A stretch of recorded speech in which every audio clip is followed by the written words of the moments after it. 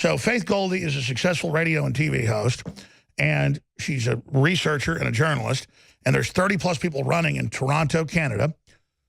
And so she runs, and she's in third place. She's smart, great-looking, set to be in first place. They won't let her be in the debates. She still shows up. They haul her off the stage. We'll show that video from 3 weeks ago. Now they won't even let her advertise.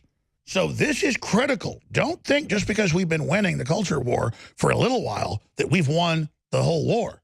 But Faith, there's been even bigger developments. Apparently your money isn't any good, and not in a good way. You aren't allowed. You are verboten. Tell us the latest development in the mayoral race in Toronto.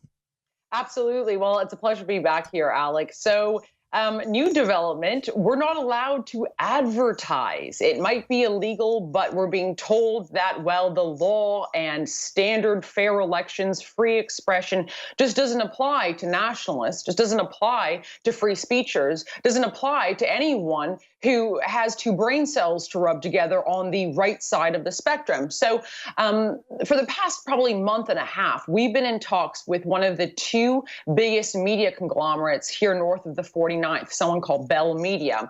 And they have a regular TV show station that is mandatorily carried throughout all the city. And so we thought this is a great place to advertise our tough on crime, easy on taxpayer sort of message. Very milquetoast, innocuous, innocent, almost adorable sort of advertisement that we put together. We had a contract. We signed it.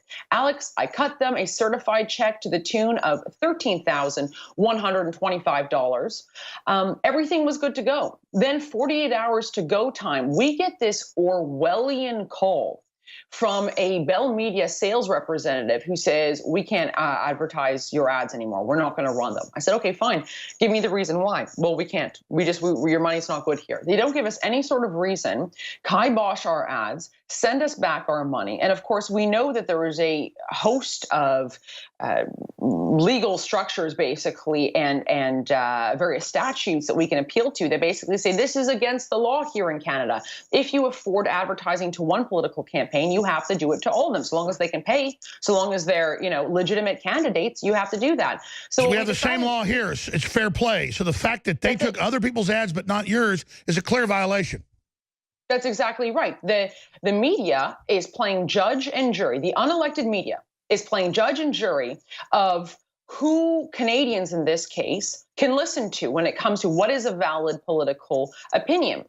Now, what we decided to do was not roll over, but stand up. And so what we decided to do was take these guys to court. So we filed a lawsuit. Yesterday was our first day in court, and today we get the ruling.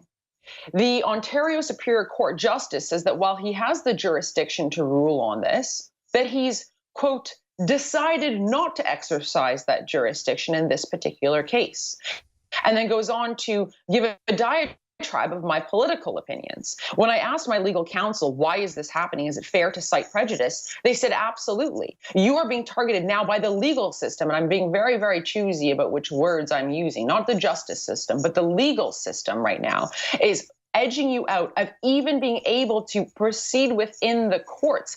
I put $50,000 of donors' money down to retain the top legal team in the country, and even they were swatted away by these Marxist, frankly, anti-free speech, just monsters. And let's be clear. Let's be clear.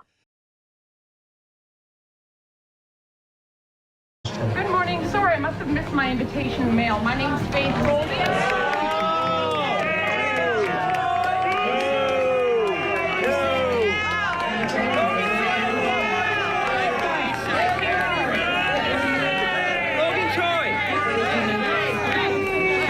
Speak. Let faith speak. Let faith speak. Let faith speak. Thank you. I'm so sorry. We cannot allow you to just walk us out today. Thank you. So this is the whole culture of the authoritarian left is they want to shut down free speech. They want to shut down competition. Yeah, well, I think what comes next is, first of all, their pool of who they decide to prey on expands. You know, this is a classic case of first they came for. First they came for Faith Goldy, and next, who are they coming for in this country? And besides that, I think that full unpersoning is what's in store. Keep in mind, I've already been banned from places like PayPal, Patreon, and now I'm being censored from a legitimate democratic process. The mainstream media, there is no hope or future for right-wingers and nationalists and common sense conservatives on those streams. Our only hope is through the true democratization of data in the internet.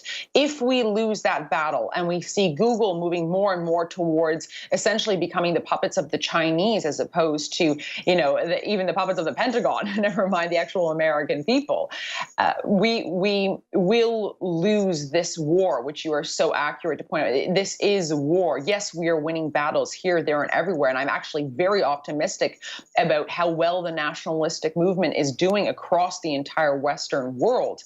However, it is precisely because of our success that our enemies have now been become sensitive to our ambitions and our abilities to succeed even more. Because, of course, as it was with Nigel Farage, Donald Trump, Marine Le Pen to a lesser degree, these nationalistic messages, once they get any oxygen, they spread like wildfire because the common person has said, we've tried it your way, socialist, and it doesn't work. Our lives are far worse off for it.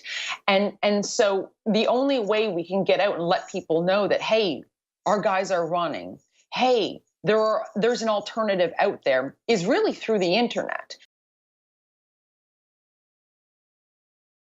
My name's Faith Goldy, and I want your vote for Toronto Mayor. It's time to take back our streets. Under John Tory, illegal guns and gangs have skyrocketed out of control. He stripped our police of the tools they need to prevent crime. And now, our city's murder rate is higher than New York. As mayor, my top priority will be fighting crime, and I will get our city moving again. That means an advocate for drivers who will fix our dilapidated roads and clear up congestion.